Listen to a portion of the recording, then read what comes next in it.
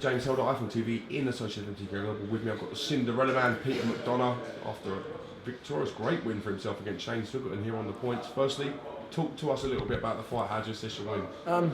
Yeah, I feel like I was where I've been out for 11 months.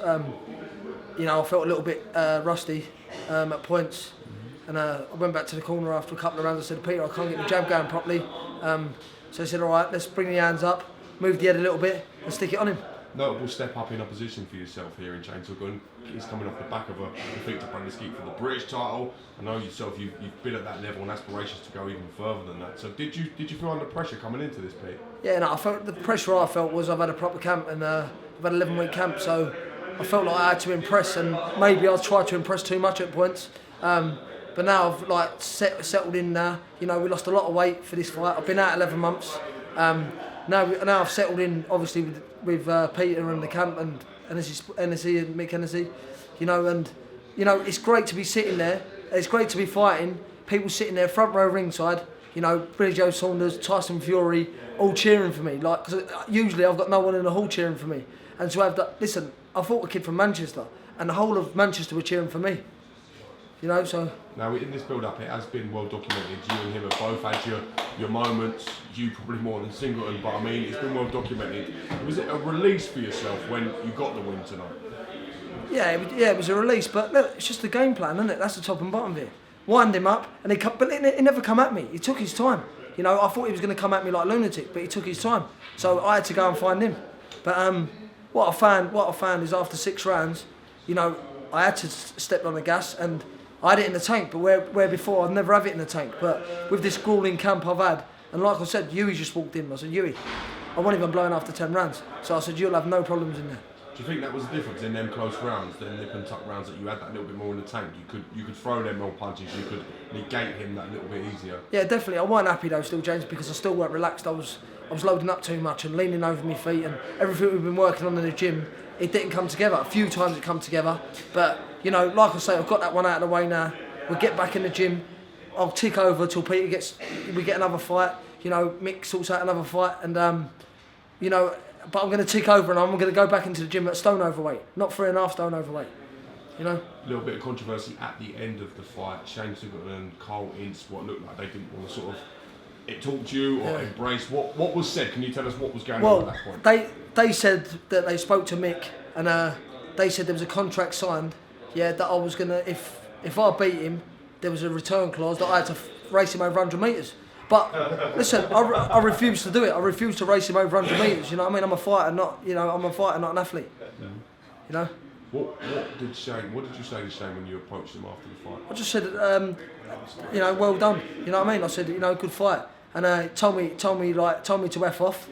So I walked off crying. You know what I mean? You seemed a bit disappointed when you went to touch gloves at the start of the 10th round, and he didn't again reciprocate that respect. Again, I mean, the British Boxing Board of Control coming in before the fight, and they said to me, no, like games and no silliness now when you get in the ring. I said, let's fight, Dave Robert. I said, you know, I'm a boxer, I'm a gentleman. And I said, at the end of the day, I respect the rules, what I'm told, and which I showed, and I showed afterwards, and he didn't want to shake hands. His trainer didn't even want to shake hands. You know, we'll talk about this afterwards. Where's he want to talk about it? Now you've put together 11 wins on the bounce, a good run of results, and some good names in there, including the likes of Dean Byrne and Shane Singleton in that mix. Yeah. What do you want to do now, Peter? I just want an opportunity. Listen, we tried to get an opportunity for this fight. You know, after 10 wins, we still couldn't get a shot at a title. You know, we tried our hardest. My manager Daniel tried his hardest to get me a shot. Peter tried his hardest. Mick tried his hardest, but. We'll definitely get a shot after. I think after that win, I know MICK HENNESSY is very interested in me fighting Eggington, Sam Eggington, and he's saying about putting in a serious offer to Eddie Earn.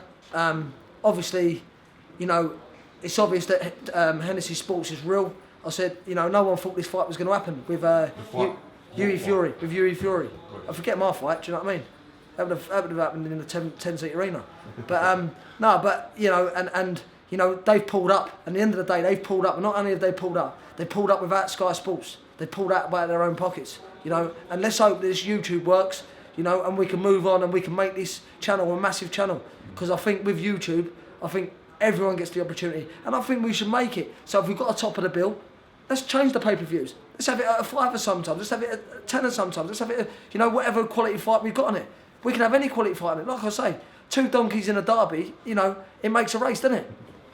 The problem is with all these promoters, you've got a thoroughbred and you've got a cob, yeah? And that's the problem with a lot of these promoters. These are real fights on this show tonight, Let's talk firstly about a potential clash with Sam Egerton. Yeah. How would that work? Would you go on a matchroom show to face Sam Egerton? Would you expect Mick to pay out some cash to get Egerton enticing to come and fight you here? How does that work? I believe that Mick's back on, he's back in the game, and I believe that, he's been put down a few times, but Mick always finds a way back up. And like I say, I've seen it in the past. I've boxed on every channel with Mick, every single channel. ITV, BBC, he's had every channel, you know what I mean? The only thing he ain't had is Babe Station. But I boxed on every channel, and I believe that there'll be a serious offer put into Eggleton, and I know Sky won't pull the same offer up, but it'd be a cracking fight, and I respect Sam unbelievably, but I want that European title, 100%. I see this as a chance to maybe get further and get an opportunity you may not have got earlier on in your career. I promise you, listen, I always said, when I lost my sister 4.5 years ago, I promise you, I said to her when she was lying on her deathbed, I will fight for a world title. Do you know what I mean? So the next goal is a European title. And I showed with the desire I had in there today, because at points in that fight, I could feel the ring rust, I could feel everything. But when you've got a corner behind you, a team behind you, that are 100% behind you, same with MTK, it's great to have them people behind you, and it lifts you so much more when you've got the whole crowd behind you, I'm in Manchester, and they're all behind me. You seemed about 8 foot tall when you had all the Furies behind you. Does it lift you, the fact you've got such a great team behind you? Yeah, obviously, because I had the security with me yesterday as well, didn't I? You did, didn't so, you? you know what I mean? He was never winning, was he? But listen, it ain't about how big they are or whatever. Listen, they've just got brains, haven't they? They're not stupid. Everything they've done, what they've done with Klitschko, it was masterminded. You know what I mean? Eddie Hearn wouldn't have been doing that, would he? He'd have been on the sunbed. Let's talk a little bit about the main event tonight. We've got WBO heavyweight champion Joseph Parker taking on Hughie Fury. Big chance for Hughie to really get himself in the limelight. How do you see that fight playing out, Pete? I just said to him, like I said when he walked in here, I said, Hughie, I wasn't even blowing after 10 rounds. And listen, what people don't realise is, we've been sparring in a 14-foot ring. I got in there and it was like a football pitch. I swear to God. And for me, to walk someone down, it's a big old ring, because he was moving. See Hughie Fury, mate, honestly. It's gonna be like Strictly Come Dancing, right? With the other man's gonna be pissed, because he's gonna keep falling over his feet, Hughie making him miss and making him pay. Chance for the Furies to really cement their name in the heavyweight division. Having 2 champions in the heavyweight division of one family could be an absolute amazing achievement. Do you know what was the greatest moment of tonight? When we was in the ring at the end, Tyson got in, obviously he cheered me on right the way through, and to see him and Peter, cuddle, listen, they're family at the end of the day, but to cuddle, and I said, listen, reunited now, let's go and get every heavyweight title. It's great, you know what I mean? I filmed it, but it's emotional. Don't tell Mick I've got that bit on camera. I appreciate that, YouTube. On that note, Peter McDONAGH, thank you very much. Congratulations on the win. Yep. We look forward to hearing some news regarding what is going to go on from here. Cinderella, man. Listen, thank you. I'd like to say as well to Peter, listen, for putting up with me for 11 weeks, believing in me, giving me the opportunity to be around his family, his wife cooking me dinners, and putting me through hell. But it felt great in there tonight, and I'm glad to be back, James. Fair play, the man's got the patience of a saint. Peter McDONAGH, thank you very much. Cheers, thank you.